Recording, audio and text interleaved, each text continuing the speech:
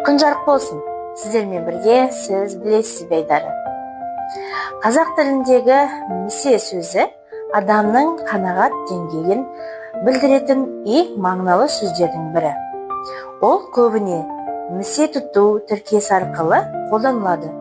Бұл сөздің астарында аз нәрсені көпте көру немесе барға риза болу деген ұғым жатыр. Бір қызығы, бұл сөз стильге байланысты әртүрлі мағына береді. Мысалы, әдеби стильде бұл сөз асыл қасиет. Жазушылар бұл сөзді кейіпкердің сабырлығы мен рухани байлығын сипаттау үшін қолданылады. Мысалы, ол тағдырдың берген аз ғана несібесін місе тұтып, ешкімге алақан жаймады. Ауызекі стильде бұл талғам мен талап. Күнделікті өмірде біз бұл сөзді көбіне біреудің талғамын немесе біреудің менсінбеуін сипаттағанда айтамыз. Мысалы, ол мына сыйлықты місе тұта қояр ма екен?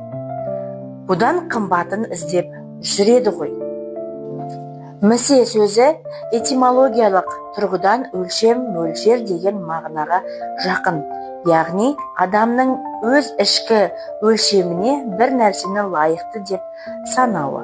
Егер сіз бір нәрсені місе тұтсаңыз, демек сіздің көңіліңіз тоқ, ниетіңіз түзу болғаны.